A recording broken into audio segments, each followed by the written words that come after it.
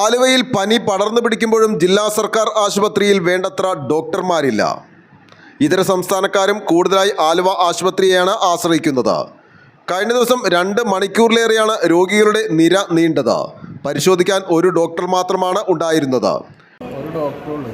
പനിയും തലവേദനയൊക്കെ ആയിട്ട് വന്ന ആൾക്കാരല്ലേ, ഒരു ഡോക്ടറെ വെച്ചിട്ട് എന്ത് ചെയ്യാനാണ്?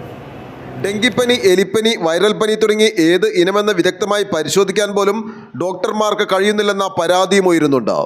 ഒരു ദിവസത്തേക്ക് മാത്രമുള്ള മരുന്നാണ് പലപ്പോഴും നൽകുന്നത്.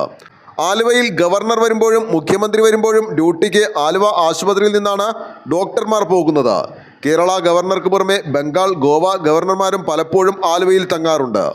അതുപോലെ വാർഡിൽ കിടക്കുന്നവരെയും അപകടവുമായി എത്തുന്നവരെയും പരിശോധിക്കാനും ഡോക്ടർ വേണം.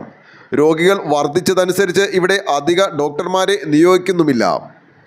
താൽക്കാലിക തസ്തികയിലും വേണ്ടത്ര ഡോക്ടർമാരെ കിട്ടുന്നില്ല. എറണാകുളം ജില്ലാ പഞ്ചായത്തിൻ്റെ കീഴിലാണ് നിലവിൽ ആശുപത്രി. OPയിലും കാഷ്വാലിറ്റിയിലും ഒരുപോലെ രോഗികൾ വലയുകയാണ്. സ്റ്റാഫുകളുടെ എണ്ണത്തിലും കുറവുകളുണ്ട്. ഓപ്പറേഷൻ തിയേറ്ററുകൾ ഉണ്ടെങ്കിലും അവയൊന്നും പ്രവർത്തിക്കുന്നില്ല. ബെഡുകളുടെ എണ്ണത്തിൽ പകുതിയോളം രോഗികളെ മാത്രമാണ് കിടത്തി ചികിത്സിക്കുന്നത്.